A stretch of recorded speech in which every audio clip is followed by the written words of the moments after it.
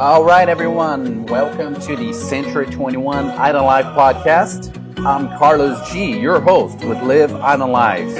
This podcast is about showcasing the Florida Keys. Whether you're interested in vacations, relocating, or just plain old love the Florida Keys, this podcast shares with you the daily life and the daily things about the Florida Keys. We get some knowledge as well. We get to do some funny things, but it is about you and it's about this place that we love so much. So hang on, watch our podcast, and welcome to the Florida Keys.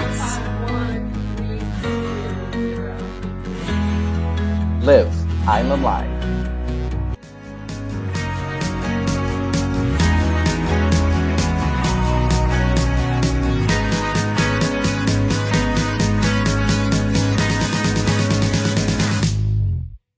This is Carlos G.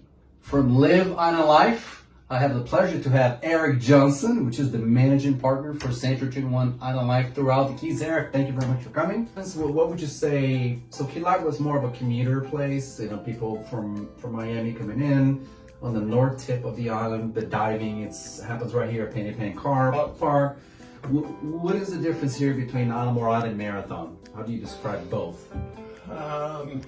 Marathon is a very large and has been for quite some time fishing community.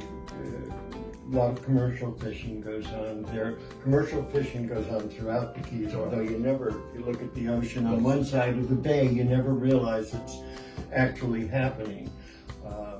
Marathon has a wonderful amount of old fishing village type charm. Yep. Pricing in Marathon, because of I think the extent, the size of the community, you can get some real bargains in Marathon for housing on canals or open water. And So just say Marathon's prices are a little lower than Key Largo? A little bit. Okay.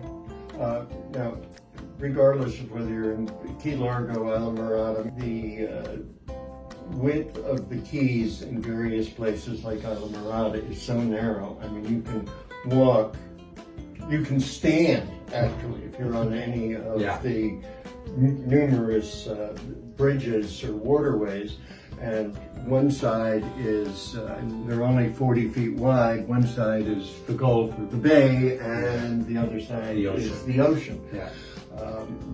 Very little land mass, so very little amounts of space for actually building property. Yes. So they tend to be a little heftier in price. What's the main difference between the Keys 30 years ago to today? Oh, jeepers. It's certainly become far more popular. When we would come and use that condo, our kids, I think the first time we used it, our son was 40 plus, had just been born, and we came down in February, and of course, seasonal, we were from Massachusetts, so seasonally it's very busy. And then the following June or July, the older kids were out of school, so it had to be probably July. There were 2 or 3 restaurants open. Everything closes down. You could play softball in the middle of US 1. Nobody would be down here. Nobody. But they didn't come to fish. They're trying. No, probably maybe 15, 20 years ago, people realized how wonderful the fishing was down here in the summer. They used to use this as a getaway from cold weather.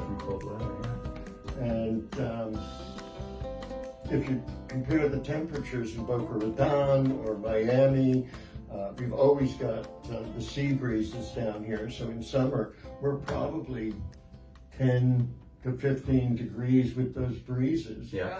Eric, pleasure to have you here. Thank you for We're having going me. to continue to talk about these issues on a weekly basis. So Eric will be back, Jimmy will be back, and to talk about issues related to real estate and life in the Florida Keys.